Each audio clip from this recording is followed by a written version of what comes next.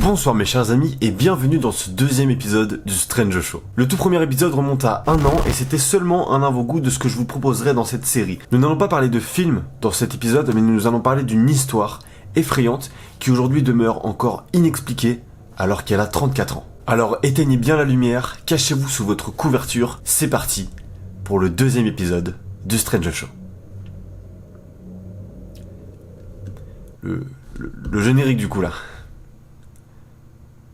Le générique, s'il vous plaît. Putain, Thierry, le générique.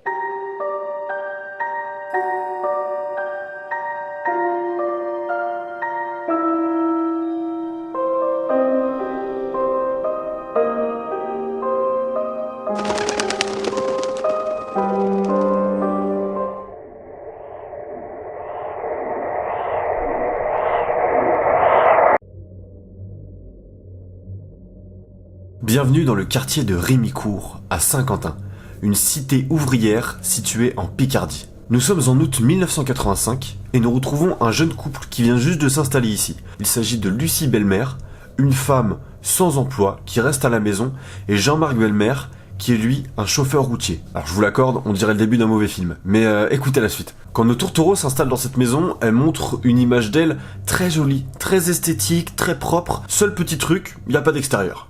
Voilà, je sais pas si c'est vraiment un détail qui compte, mais cette maison ne possède pas d'extérieur. Il faut savoir que vu que Jean-Marc est chauffeur routier, il peut pas rester à la maison, il se lève tôt le matin pour aller travailler et il rentre seulement le soir. Ça veut dire que Lucie est seule à la maison avec le chien et que du coup elle doit s'occuper de la maison, s'occuper d'elle-même et s'occuper du chien.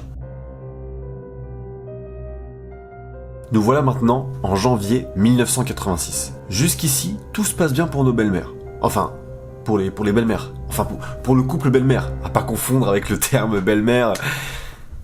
Ok. Donc un beau matin, Lucie, voilà, se lève tranquillement, prend son temps, va prendre son petit café, ses petites biscottes, va se poser sur la table et remarque quelque chose d'étrange. Des petites taches rouges sur la table de la cuisine. C'était juste vraiment des petites taches, hein, pas grand chose. Mais elle l'a remarqué et ça paraissait bizarre. Sauf que voilà, elle y prête pas plus attention que ça, voilà, balèque quoi un peu. Sauf que, au moment où elle monte dans sa chambre, où elle va aller chercher des vêtements pour s'habiller, elle va remarquer qu'elle trouve les mêmes taches sur ses vêtements, ainsi que sur les murs et sur les draps. Elle va donc tout nettoyer à la lessive en pensant que c'est quelque chose de naturel. Donc je sais pas, par exemple quelqu'un qui a saigné du nez pendant la nuit, ou alors je sais pas, une croûte d'un bras ou d'une jambe qui s'est ouverte, tu vois, ce qui pourrait totalement arriver à tout le monde. Elle explique aussi que en fait vu qu'ils ont emménagé depuis quelques mois, depuis août 1985, ils étaient en train de refaire la peinture de la maison, ce qui fait que ça pourrait expliquer ces taches rouges. Sauf que là, depuis que Lucie a remarqué ça, pendant les nuits qui suivent,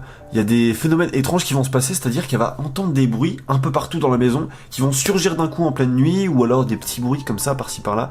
Donc que ce soit par exemple des meubles qui se déplacent, des chuchotements, enfin vraiment quelque chose de pas du tout habituel. Et d'ailleurs le phénomène des taches rouges qui se reproduit donc sur les murs et sur le textile va continuer. Et bah tout naturellement ça effraie Lucie quoi. Au bout d'un moment Lucie elle en a marre, elle se dit bon mec, ça fait quelques jours que ça dure, Jean-Marc s'il te plaît pose tes couilles sur la table et aide-moi. En fait Jean-Marc lui il faut savoir que il voulait pas céder à la panique, voilà, lui il s'est dit bon voilà, c'est quelque chose qui peut arriver, écoute, on va prévenir la police. Donc Jean-Marc décide tout simplement d'appeler la police. Donc il y a 2 brigadiers qui prennent en main cette affaire, donc le chef brigadier Guy Piette et le brigadier Pierre Separo. En fait, quand les brigadiers vont constater les taches rouges sur les murs, ils vont tout simplement faire la première hypothèse que c'est le chien qui s'est blessé à la queue par exemple, et que du coup en remuant sa queue, il en a foutu un peu partout. Sauf que en vérifiant cette hypothèse, le chien, il n'a aucune blessure nulle part, donc ça peut pas venir de là. L'hypothèse est donc erronée. Alors nos 2 policiers, ils décident de faire une expérience en faisant appel à Dr Nozman.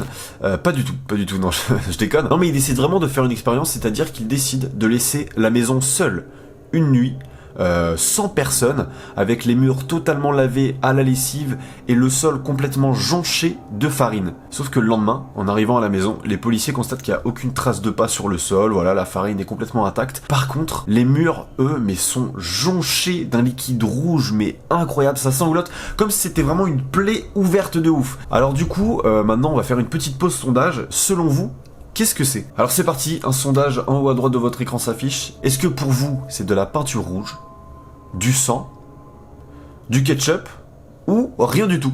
Vraiment, c'est rien, c'est normal, ça arrive souvent. Non, voilà, n'hésitez pas à répondre au sondage, là, vous avez 10 secondes, et s'il vous plaît, ne trichez pas. Voilà, j'attends, j'ai pas de montre. C'est bon ? On est reparti. Alors du coup, un prélèvement de ce liquide chelou a été fait, et il s'agit bel et bien de sang humain. Oui. Par contre, il n'est pas frais. En fait, c'est la seule chose concrète que la police a trouvée dans cette histoire. Parce que, comme je vous ai dit au début, l'histoire a toujours pas été élucidée et on sait même pas si elle est vraie. Ça se trouve, elle est totalement fausse, elle a été inventée de toutes pièces seulement pour faire de l'argent. Donc, aujourd'hui, ça fait vraiment 34 ans qu'on sait pas du tout si cette histoire est vraie. Alors évidemment, tous ces événements engendrent une médiatisation de cette affaire.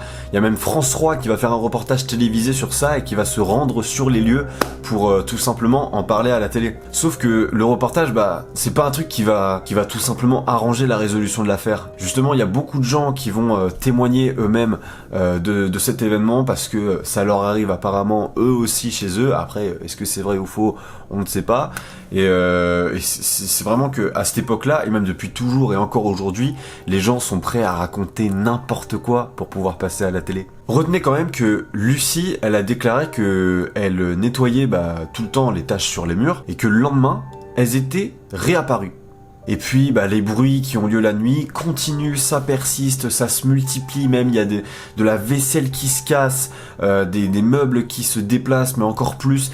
Et le pire dans tout ça, c'est que le lendemain matin, quand nos belles-mères se lèvent, enfin le couple, ils remarquent qu'il y a rien qui a changé. Aucun meuble qui a été déplacé, aucune vaisselle cassée. Lucie a dit aussi que lorsqu'elle essaie de fermer la porte de la cave, elle peut repasser quelques minutes après et la porte sera toujours ouverte. Oh putain. Elle disait que la porte était constamment ouverte de la cave. Elle restait jamais fermée. Et ça peut se produire plusieurs fois dans la journée, quoi. Elle disait aussi que quand elle se rendait dans la cave, la porte se refermait toute seule derrière elle. Alors là, vraiment les mecs, c'est vraiment digne d'un film d'horreur, mais le plus gros cliché du monde. Enfin voilà, on est au moment où l'enquête ça avance pas des masses, ça stagne beaucoup, et du coup la police, elle accepte de faire appel à un médium. Le médium pense que la source du problème, ça vient vraiment de la cave, et il dit même que Lucie, elle est très réceptive aux entités. Donc le médium, les policiers et Lucie descendent dans la cave, et donc le médium va commencer à creuser un trou dans la cave, à un endroit précis qu'il avait sélectionné juste avant, et sauf que il va rien déterrer de spécial en fait. Enfin bref, en tout cas l'intervention du médium n'a pas servi à grand chose dans l'histoire stagne encore. Le couple appelle cette fois-ci un prêtre qui va venir pour effectuer une bénédiction dans la maison. Donc voilà, bénédiction, mais il n'y a aucun résultat. Voilà, aucun résultat, ça reste toujours pareil, vraiment rien du tout. Au final, les Bulmer ont décidé de quitter la maison. Voilà, ils sont partis super vite. Vraiment, ils ont décidé de partir. Et depuis qu'ils ont quitté la maison, poum, il ne se passe plus rien. Vraiment, sans aucune transition, directement, il ne se passe plus rien. Et sur internet, on peut voir popper plusieurs hypothèses qui sont totalement fausses, juste pour faire du buzz. Par exemple, il y a eu l'hypothèse la plus connue qui dit que la maison a été totalement rasée, qu'il n'y a plus rien et que en dessous, on a retrouvé plein de cadavres d'anciens officiers nazis. Ouais, c'est pas ouf, mais c'est totalement faux. La maison existe encore et il y a d'ailleurs plusieurs locataires qui y ont habité et il ne s'est rien passé du tout depuis. Nous sommes en 2010 et la maison est inoccupée depuis maintenant 1 an. Les habitants de Saint-Quentin n'y font même plus attention et d'ailleurs elle a été repeinte, pour oublier cette affaire, plus rien du tout. C'est en juin 2013 qu'un nouveau propriétaire qui vient de Mulhouse achète la maison et il précise qu'il connaît l'histoire de la maison, il connaît le passé qu'elle a eu et même il en rigole. Aujourd'hui, il fait genre bon c'est une maison hantée mais il se passe rien, il en rigole et il prend ça au second degré. Donc la maison, il y a des travaux qui y sont faits, elle est plus fraîche que jamais, voilà. Depuis, il n'y a plus aucun événement chelou qui s'est produit. Plus rien, mis à part des gens qui viennent toquer à la maison pour dire « Oh, salut, c'est bien ici, la maison qui saigne et tout ». Mais sinon, rien du tout. Vraiment, plus rien ne s'est passé depuis le départ des Bulmer.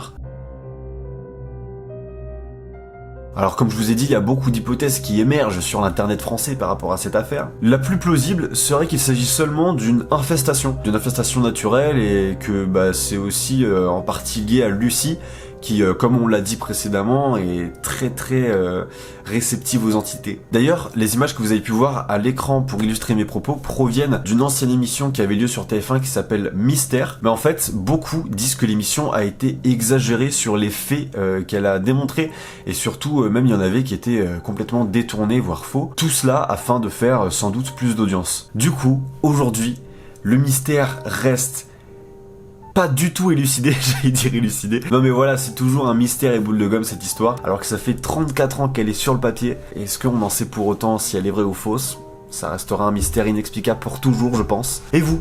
Qu'est-ce que vous pensez de cette histoire? Est-ce que vous pensez qu'elle est vraie, qu'elle est fausse? N'hésitez pas à laisser un petit commentaire pour le dire. En tout cas, moi je vous remercie d'avoir suivi ce deuxième épisode de Strange Show. C'est vrai qu'il est peut-être un petit peu plus court que les autres, mais c'est parce que j'aime bien ce petit format où je vous raconte des petites histoires comme ça. Et c'est vrai qu'il y a d'autres Strange Show qui sont en train de se préparer en ce moment. Je vais essayer d'être plus régulier au niveau de ce format parce que voilà, j'aime beaucoup faire ça. Et c'est vrai que j'en ai fait qu'un en un an, mais c'était juste une petite mise en bouche. Et là, je m'y remets à fond. En tout cas, n'oubliez pas que le livre de ma série audio Taiman est disponible sur Amazon à l'achat. Donc n'hésitez pas à vous le procurer si vous avez kiffé la série audio et même à écouter la série audio et vous le procurer si vous l'aimez bien. Je rappelle que tous les fonds reviennent à l'association Ella. Merci à tous d'avoir suivi cette vidéo. C'était Mathis, on se retrouve à très bientôt pour une prochaine vidéo. Ciao.